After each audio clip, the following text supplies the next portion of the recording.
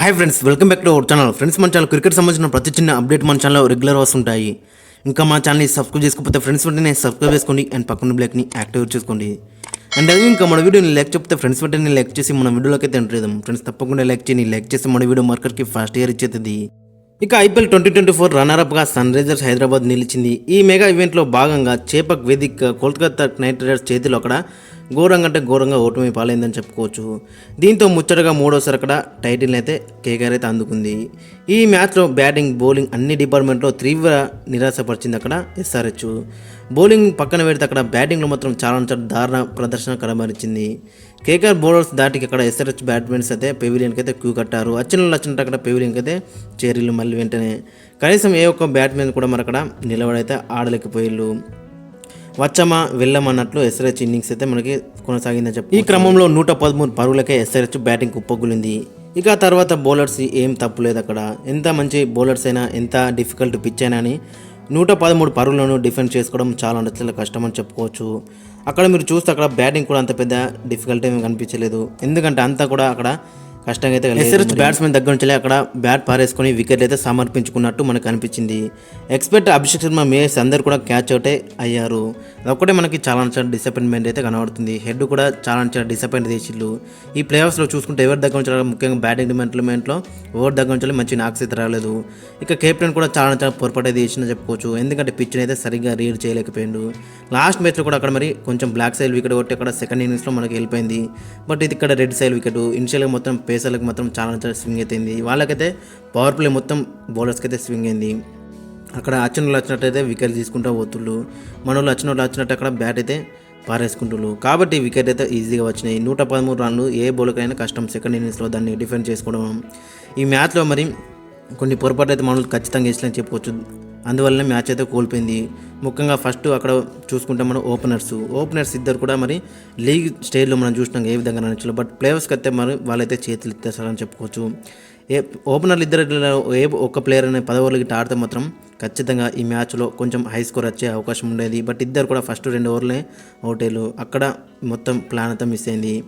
ఇక తర్వాత second mistake ఏంటంటే అక్కడ కెప్టెన్ దగ్గర నుంచి కెప్టెన్ బిగ్ మిస్టేక్ అని చెప్పుకోవచ్చు. ఇది టాస్ గెలిచిండు, బట్ అక్కడ ఏం తీసుకున్నాడు, ఫస్ట్ బ్యాటింగ్ తీసుకున్నాడు. ఇది వరకే రెడ్ సైడ్ వికెట్. అక్కడ శ్రేయస్ అయ్యర్ ఆల్రెడీ అన్నాడు అక్కడ రెడ్ సైడ్ వికెట్ ఇనిషియల్గా పేసర్లకు చాలా హెల్ప్ ఉంటుందని.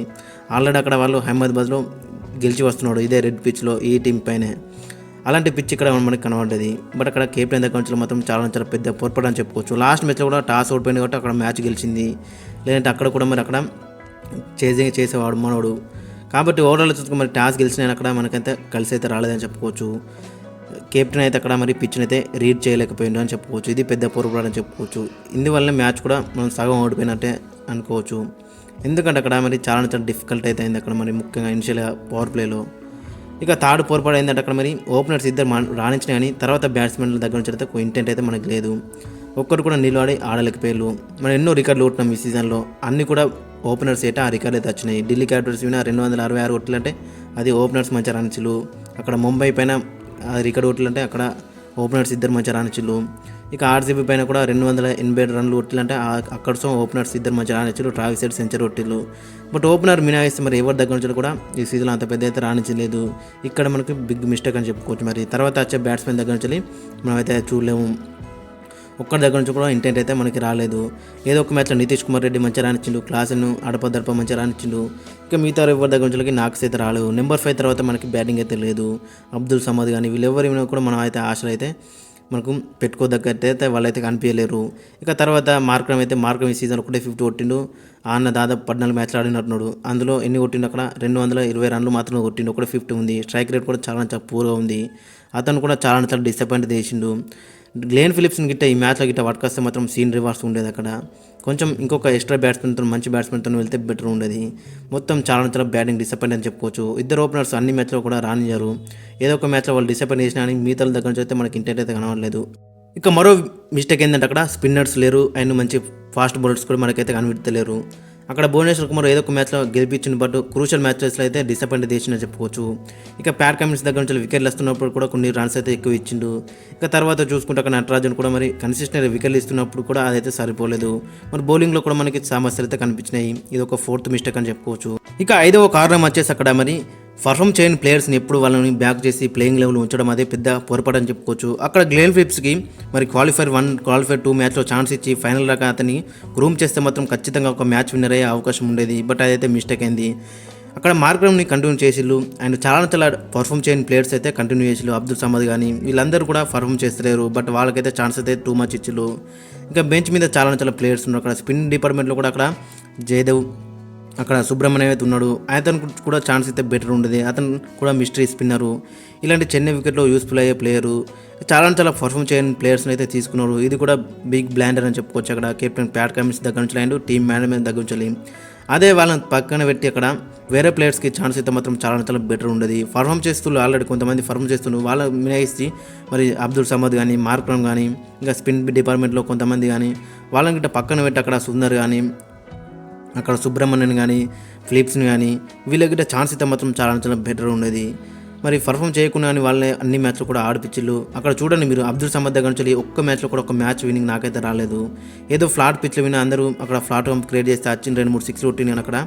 ఇక ఒక్క మ్యాచ్లో కూడా అక్కడ అతని దగ్గర నుంచి అయితే మనకి మ్యాచ్ విన్నింగ్ నాకైతే రాలేదు. ఇంపాక్ట్ఫుల్ క్రియేట్ అయితే చేయలేకపోయిండు. ఇక మార్కం కూడా అంతే, ఒక చెన్నై మీద ఒక 50 కొట్టినాయి అని మిగతా మ్యాచ్లు అన్నీ అక్కడ దాంట్లో కూడా ఒక మ్యాచ్ విన్నింగ్ నాకైతే రాలేదు. ఇక మీరు ఆపోజిట్ టీంలో చూసుకుంటే అక్కడ మరి మొత్తం నెంబర్ 8 మంచి బ్యాటింగ్ ఉంది, బౌలింగ్ కూడా టూ మెనీ ఆప్షన్స్ ఉన్నాయి, మంచి ఎక్స్పీరియన్స్ ప్లేయర్స్ ఉన్నారు అండ్ క్వాలిటీ బౌలర్స్ ఉన్నారు, క్వాలిటీ బ్యాట్స్మెన్స్ ఉన్నారు వాళ్ళ దగ్గర. కేకేఆర్ దగ్గర వాళ్ళు డిజర్వ్డ్ అని చెప్పుకోవచ్చు మరి ఛాంపియన్స్కి అయితే. అక్కడ చూడండి మీరు అక్కడ ఓపెనర్స్ ఇద్దరు మంచి డెస్ట్రక్టివ్ ఓపెనర్సే.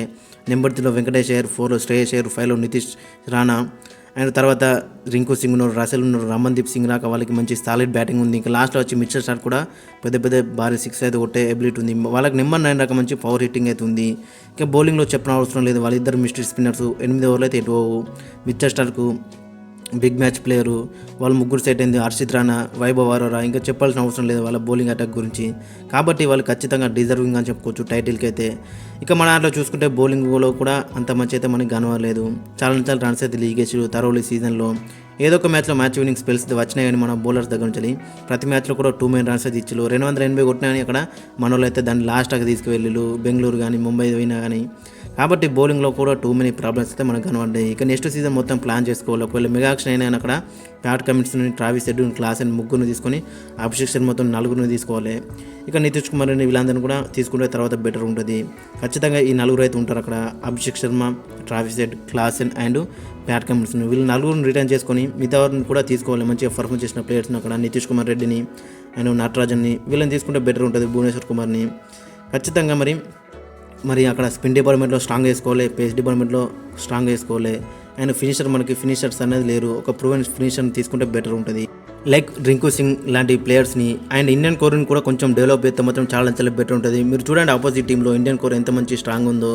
బట్ ఎస్ఆర్హెచ్ విషయానికి అయితే మరి అక్కడ అందరూ ఫారెన్ ప్లేయర్స్ రాణిస్తున్నారు. మధ్యలో అక్కడ నితీష్ కుమార్ రెడ్డి అండ్ నట్టు వీళ్ళు రాణిస్తున్నారు. బట్ ఇండియన్ కోర్ అనేది మనం మిస్ అవుతున్నాం. ఖచ్చితంగా ఆ ఇండియన్ కోర్ని కూడా డెవలప్ చేస్తే మాత్రం చాలా బెటర్ ఉంటుంది. ఇక ఏదేమైనా కానీ ఈ సీజన్లో మాత్రం మనలో రికార్డులు అయితే చాలా క్రియేట్ అయితే చేసిళ్ళు అండ్ వాళ్ళే మళ్ళీ బ్రేక్ వేసుకొని మళ్ళీ దాన్ని ఇంకొక రికార్డ్ని అయితే క్రియేట్ చేసుకున్నారు. కాబట్టి ఈ సీజన్లో మరి ముఖ్యంగా ఎస్ఆర్హెచ్ పర్ఫార్మెన్స్ మాత్రం చాలా హై స్టాండర్డ్స్ అయితే మనకు అనిపించింది. రికార్డ్ సెట్ చేయడం కానీ అక్కడ మరి T20 క్రికెట్ ఏ విధంగా ఆడాలని అక్కడ ప్రపంచం మొత్తానికి కూడా తెలిపిల్లని చెప్పుకోవచ్చు. అదొక్కటి మనకి వాళ్ళు మరి కప్పు గెలవకుండా కానీ అదొక్కడైతే మనకి చాలా అని చెప్పుకోవచ్చు. ఇక ఈ సీజన్లో ఆ ఆఖరి మెట్టు ఎక్కకుండా కానీ నెక్స్ట్ సీజన్లో ఆ ఆఖరి మెట్టు ఎక్కి కప్పు గెలిపిస్తారని మనకైతే కనిపిస్తుంది. కొన్ని అక్కడ రెక్టిఫై చేసుకుంటే మాత్రం ఖచ్చితంగా గెలిచే అవకాశం అయితే కనిపిస్తుంది. స్పిన్ డిపార్ట్మెంట్లో స్ట్రాంగ్ చేసుకోవాలి అండ్ ఫినిషింగ్ డిపార్ట్మెంట్లో స్ట్రాంగ్ చేసుకోవాలి అండ్ ఇండియన్ కోర్ని అనేది డెవలప్మెంట్ చేసుకుంటే మాత్రం ఖచ్చితంగా రాబోయే సీజన్లో మరి అక్కడ ఆఖరి మెట్టు ఎక్కి అక్కడ కప్పును అందించే అవకాశం అయితే మనకి కనిపిస్తుంది. అక్కడ Pat Cummins, Travis Head, Abhishek Sharma and Heinrich క్లాస్ను రిటర్న్ చేసుకొని మరి మిగతా డిపార్ట్మెంట్లో అన్ని స్ట్రాంగ్ చేసుకుంటే బెటర్ ఉంటుంది. ఫ్రెండ్స్ మరి మీ యొక్క ఒపీనియన్ కింద కామెంట్స్లో అయితే మెన్షన్ మరి ఈ సీజన్లో ఎస్ఆర్హెచ్ పర్ఫార్మెన్స్ ఏ విధంగా ఉంది అండ్ రాబోయే సీజన్ కూడా మరి ఏమేమి చేంజ్ చేసుకోవాలనేది మీరు ఖచ్చితంగా కింద కామెంట్స్లో అయితే మెన్షన్ చేయండి.